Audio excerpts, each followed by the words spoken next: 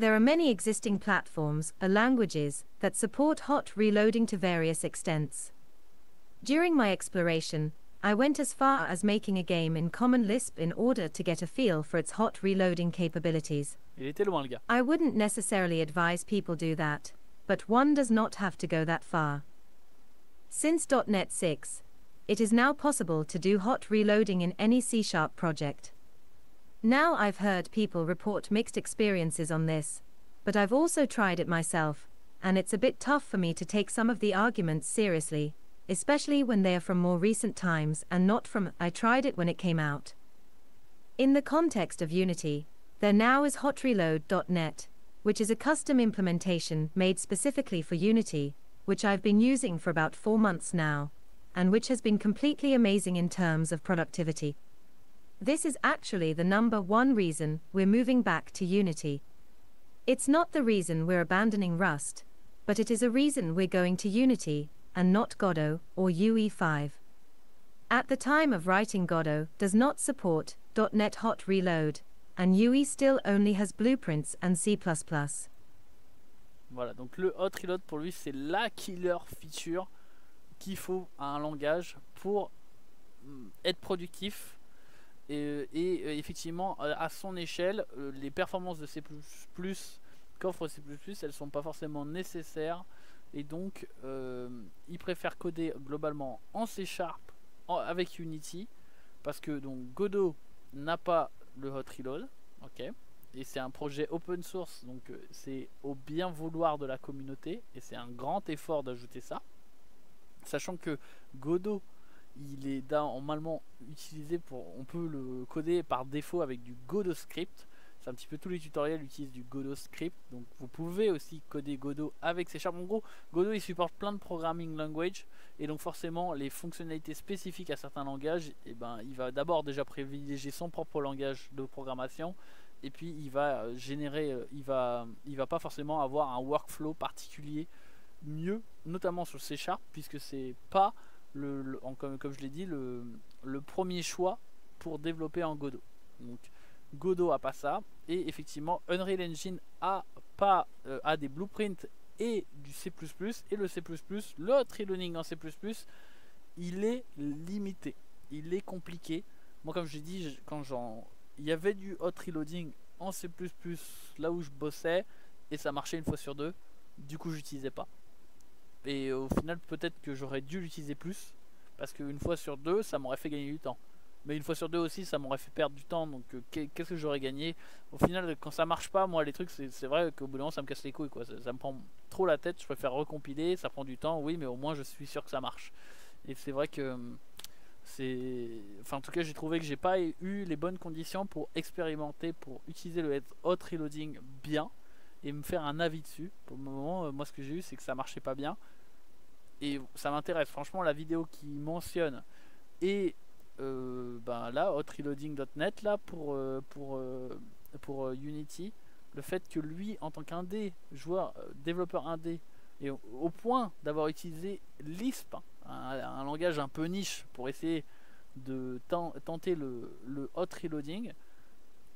En gros le mec il a été faire du Rust, il a été tester pendant 3 ans il a fait du Rust, il a fait du il a fait du command list pour essayer des trucs pour du hot reloading. Le mec a été loin, et à la fin il revient sur C# Unity. C'est presque triste, tu vois, je trouve que c'est hyper triste de se dire ok j'étais sur Unity, je me suis fait ma carrière là-dessus, mais moi je suis un game dev, je veux pousser les choses, et je veux aller dans la meilleure direction, et franchement Unity il y a des choses qui vont pas, je vais faire des choix autres. Et le mec part 3 ans en Rust, le mec essaye Lisp, et à la fin il fait bon bah écoutez, j'ai vu ce qu'il y avait ailleurs, comme on dit, l'herbe est toujours plus verte ailleurs. J'ai été brouter l'herbe ailleurs, et je me suis aperçu que finalement l'herbe que je broutais au tout début c'était pas mal. Et donc il en revient, et ça je trouve c'est toujours hyper intéressant. C'est des gens qui font un choix, déjà qui changent d'avis après, ça c'est toujours une progression, et le fait qu'ils y retournent, maintenant ils comprennent pourquoi ils étaient là, qu'est-ce qu'étaient les trade-offs réellement, et ils voyaient que les désavantages d'une technologie, à une époque, et quand ils ont été broutés à l'autre, ils ont découvert les désavantages de l'autre, et qu'ils voyaient pas. Et maintenant, ils sont revenus et ils savent pourquoi ils utilisent cette technologie, quels sont ses problèmes, puisque c'est ça qui les a fait partir, mais aussi ils ont appris ses forces et puis aussi potentiellement d'autres manières de résoudre ces problèmes. Finalement, c'est le meilleur trade-off qu'ils ont trouvé. Et c'est un peu rageant des fois que tu commences, tu vois tous les problèmes, alors qu'en réalité, finalement, c'est juste le mieux qui existe. Alors je dis pas que les problèmes ils n'existent pas, mais c'est que quand tu quittes ces problèmes, c'est pour aller sur des problèmes encore pires. Donc voilà, donc ils retournent sur Unity, et le principal argument pour eux, c'est le hot reloading. Donc, moi, je pense que le hot reloading, enfin moi le hot reloading d'assets, ça me paraît évident que c'est utile. Mais en tant qu'artiste, c'est utile. Évidemment, en tant que programmeur, le hot reloading, c'est utile, mais je pourrais même pas. Je le vois aujourd'hui, je code en Dart et j'utilise le hot reloading beaucoup. Effectivement, ça évite les temps de compile et ça aide en productivité. C'est important. Je vais dire, c'est vrai. Est-ce que ce serait mon premier critère maintenant pour choisir un langage? Je ne sais pas, mais j'allais dire effectivement, déjà tous les langages de script le font facilement, on va dire, et les langages compilés plus difficilement, et justement Dart et Flutter, ils sont focus sur la productivité du programmeur. Ils offrent le hot reloading en debug mode, et c'est vrai que ça fait gagner du temps. Pour de vrai, c'est marrant parce que je code en utilisant du hot reloading actuellement, puisque je fais du développement Flutter, et je trouve ça super. Mais c'est comme d'hab un petit peu, c'est comme je suis pas revenu de l'autre côté.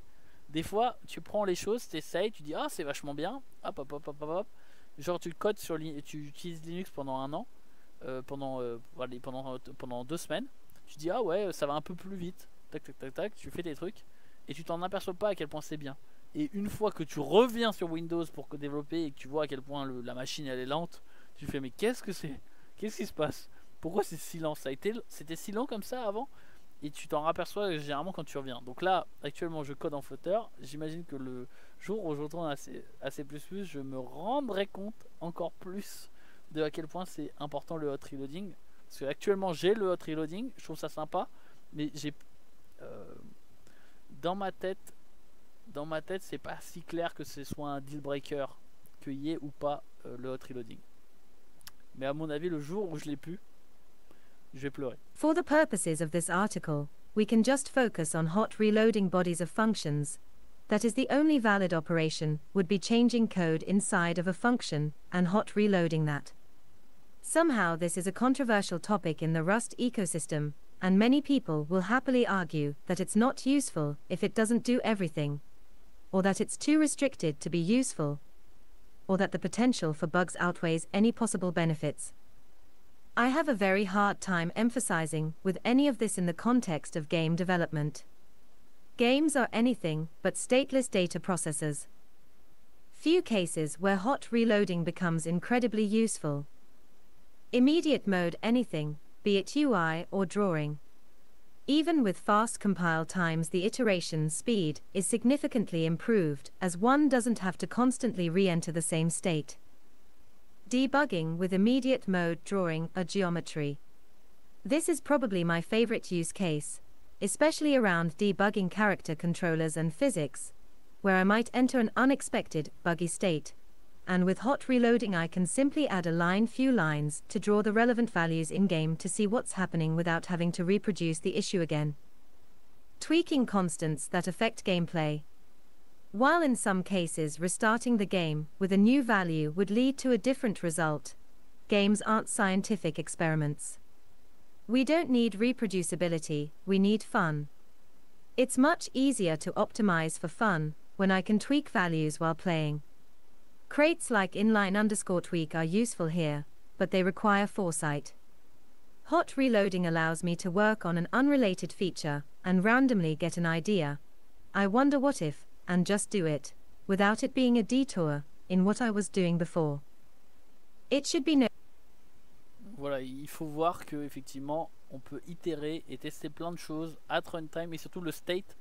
Généralement, on est dans une fonction, on veut tester, par exemple, que l'élément de, comment dire, il y a quelqu'un qui a une mission, il faut aller buter 4 poules, et à la fin, il faut aller parler aux villageois pour vérifier que la quête se valide. Et ben, faire ce test-là, et ben, ça veut dire faire tout la gameplay loop, et ça peut te prendre 15 minutes pour aller parler au mec. Le mec, il arrive, tu lui parles, ça valide pas la quête.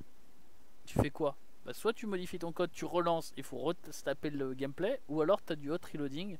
L'avantage de ça, c'est effectivement tu restes dans le même state que là, tu changes le code pour la validation de la quête. La quête maintenant, elle se valide, et ça y est, tu as ton code qui a été changé, et t'as pas eu besoin de retourner faire toute la quête pour vérifier que le mec changeait. Parce que ça arrive que tu changes le code, et puis finalement c'était pas ça le problème. Et puis bah tu te retapes 15 minutes de gameplay, et puis ton temps d'itération, au lieu d'être 10 secondes, et ça devient 15 minutes à chaque fois. Et donc évidemment là ça massacre ta productivité, un truc de fou. T'as plus envie d'itérer parce que tes temps d'itération ils sont longs. Plus t'as un temps d'itération court, plus tu veux faire des itérations, 2 tu peux faire des itérations, et tu vas tenter des itérations. C'est un cercle vertueux. Alors que dès que ça commence à se ralentir, tu as la flemme d'itérer. Donc tu peux moins itérer, et en plus tu n'as plus envie d'itérer. Donc là c'est sûr, ton jeu il est en train de mourir en termes de qualité. It should be noted that Rust does in fact have a solution in the form of Hotlib Reloader, but having tried it, it's nowhere near perfect, even for the very simple use case of just reloading functions. I've had it break on many random occasions, and ultimately gave up as it was causing me more effort to play around with it than it was saving. Even if this crate worked without any issues, it doesn't solve the issue of randomly tweaking things, as it still requires planning and foresight, which reduces potential creative usage. Many people counter hot reloading with, but the compiler does XYZ, to which I'd love to suggest something that would never get merged, but would be nice to have. What if there was a compiler flag? And yes, I can already see people scream, the poor compiler team. I guess we'll never have this. There are many partial workarounds, but none of them get close to the utility of true hot reloading, which is what I'd call what .NET and Unity currently have. Scripting languages are a partial solution and problematic in Rust for many reasons. Manually implemented hot reloading with dlibs is limited, and any form of state serialization and restarting again only works for big code changes, and not just tweakability. Not to say these things aren't useful, but I think we as game developers should desire a higher level of tooling than just, I can reload a few structs in my code, especially when other mature platforms can support much more general workflows. Donc intéressant, un grand coup de pouce pour C# et le moteur Unity. Fondamentalement c'est C# qui supporte bien le hot reload. Ce qui est marrant, c'est qu'il montrait aussi que C# supportait aussi bien donc la réflexivité donc dans son approche. En final, énormément de points pour le langage C# tout simplement que Rust, lui, il a la performance et la safety, et il y a plein de choses que C# a, et donc que Unity a. Et grâce à ça, finalement, Unity, il a peut-être pas la performance, mais il a le workflow le plus productif.